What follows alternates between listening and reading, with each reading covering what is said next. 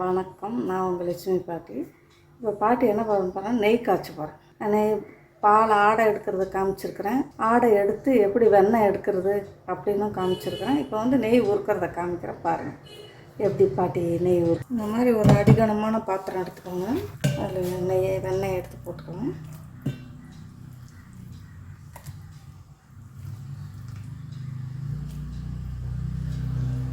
கொஞ்சம் பெரிய பாத்திரத்துலேயே நெய் காய்ச்சுங்க. ரொம்ப சின்ன பாத்திரத்தில் காய்ச்சினீங்கன்னா ஒரு சில மணி நேரத்தில் அது பொங்கி வரும். இப்போ நான் வந்து பாதி வெண்ணெய் தான் போட்டிருக்கிறேன், மீதி வெண்ணெய் வச்சுருக்கிறேன். இந்த பாத்திரம் பொங்கி வந்துடும்.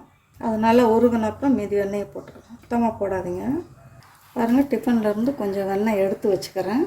பாட்டு கேக் செய்கிறதுக்கெலாம் வேணும், அதனால் கொஞ்சம் எடுத்து வச்சுக்கிறேன்.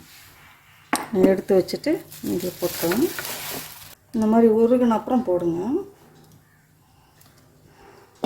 இப்போ பாட்டி டிஃபனில் இருக்கிறத போடுறேன். உங்களுக்கு தேவையானதை எடுத்து வச்சுக்கிட்டு அப்புறம் யூஸ் பண்ணுங்கள். ப்ரெட்டுக்கு, தோசைக்கு வெண்ணெய் போடுற மாதிரி இருந்தால் போடுங்க. ஏதாவது பலகாரம் செய்கிறதுக்கு வெண்ணெய் வேணும்னா எடுத்து வச்சுருங்க. தண்ணி இருக்கும், வடிகட்டிட்டு ஊற்றுங்க. நீங்கள் நெய் உருக்கும்போது காலையிலே எடுத்து ஃப்ரிட்ஜில் இருந்து எடுத்து வெளியே வச்சுருங்க. அப்படியே கட்டியாக எடுத்து போடாதீங்க, அடி பிடிச்சிக்கிறோம்.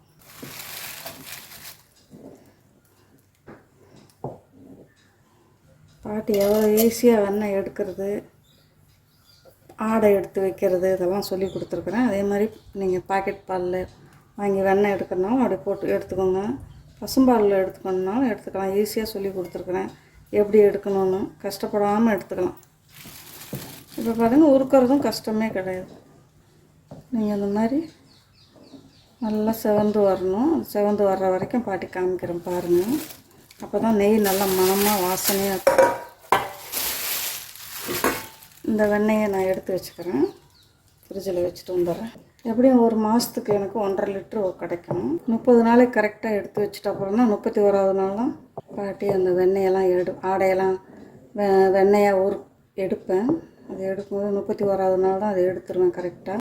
இது நல்லா வெண்ணெயெல்லாம் உருகி எப்படி வரும் நெய் பதம் காமிக்கிறேன். நான் நல்லா கொதிக்கிட்டு பாருங்கள். இந்த மாதிரி கொதிச்சுட்ருக்க சமயத்தில் ஒரு 5 நிமிஷம் அப்படியே கிளறி விட்டுக்கிட்டே இருங்க.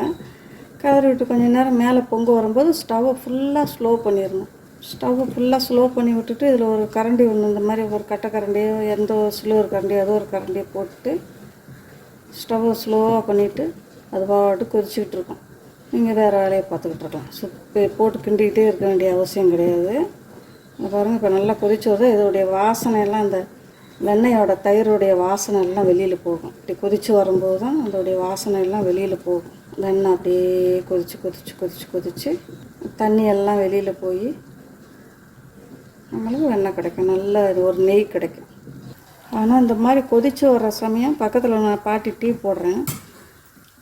கொதித்து வர்ற டைம் என்ன பண்ணுங்கள், வெளியில் எங்கேயாவது போயிடாதீங்க, வேறு வேலை பார்த்துடாதீங்க. இது பக்கத்தில் பொங்கி வரும்போது பக்கத்துலேயே நில்லுங்க. பொங்கி வரும்போது நம்ம கிளறி விட்டுக்கிட்டே இருக்கணும். அது ரொம்ப ரொம்ப முக்கியம். கிளறி விட்டுக்கிட்டே இருந்தீங்கன்னா தான் இந்த தண்ணியெல்லாம் வற்றிடும். தண்ணியெல்லாம் இந்த வெண்ணெயோட புளிச்ச வாடையெல்லாம் போயிடும். எப்படி பார்த்தாலும் வெண்ணெய் உருக்கும்போது அந்த ஒரு வாடை வரும். வெண்ணெய் நல்லா உருக்கி அது பதம் வரும்போது தான் நெய் மணம் வரும். இப்போ பாட்டி வந்து நல்லா வெண்ணெய் திரண்டு வரும்போது, நெய் திரண்டு வரும்போது காமிக்கிறேன் பாருங்கள். பாட்டி முருங்கை இலை போட்டேன். இந்த ஸ்டேஜில் இப்படி எண்ணெய் மாதிரி வரும்போது முருங்கை இலை போட்டுருங்க. இது பாருங்கள், 5 சின்ன வெங்காயம், ரொம்ப சின்ன வெங்காயம். இது இந்த சைஸ் வெங்காயத்தை தட்டி போடுங்க. தட்டி போடுங்க. நல்லா வாசனையாக இருக்குங்க நெய். அந்த மாதிரி போட்டோம்னா பாருங்கள், நெய் ஸ்டவ் இப்போ ஆஃப் பண்ணுற பக்கம் வந்துருச்சு. மேலே பொங்கி வந்துடும். அதுக்கு மேலே விட்டோம்னா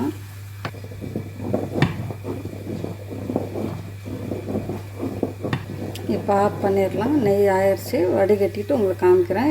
நெய் பாருங்கள், நல்லா உருகி வந்துருச்சு. நெய் மணம், நல்ல மணம் வருது, வாசனை. ஆஃப் பண்ணிடலாம். ரொம்ப விட்டோம்னா பொங்கி கொட்டிடும். இந்த சமயம் இப்படி நுர வரும்போது ஆஃப் பண்ணிடும். இப்படி நுர வரும்போது கொஞ்சம் நேரம் அப்படி கிளறிக்கிட்டே இருக்கணும் நீங்கள், இல்லாட்டி பொங்கி கீழே வந்துடும். அந்த சூடு, ஏன்னா ரொம்ப நேரம் நெய் உருக்குறோம் இல்லையா, அந்த சூடு அப்படியே இருந்துச்சுன்னா பொங்கி வந்துடும். அதனால் கொஞ்சம் நேரம் அப்படியே ஸ்டவ் ஆஃப் பண்ணிவிட்டு அப்படியே கிளறிக்கிட்டே இருங்க.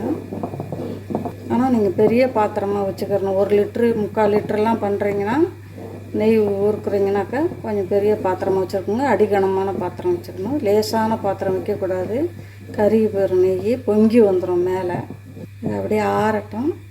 பாட்டிலில் டப்பாவில் ஊற்றி எவ்வளோ வந்திருக்குதுன்றதை காமிக்கிறவங்க. ஆறுன அப்புறம் தான் ஊற்ற முடியும். இது பாருங்க, 1 லிட்ரு ஜக்கு, ஒரு டிஃபன் பாக்ஸு, அதில் ஊற்றி வைக்கிறேன். எவ்வளோ வந்திருக்குன்னு பார்க்கலாம்.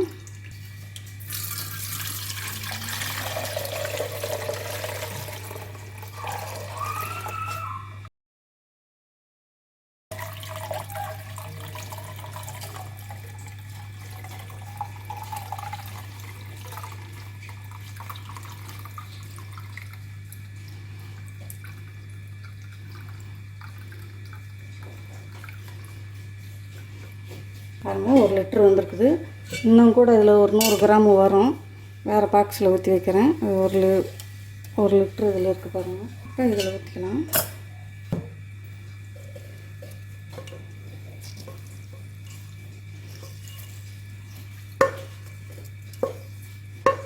இந்த மாதிரி செவந்து வர வரைக்கும்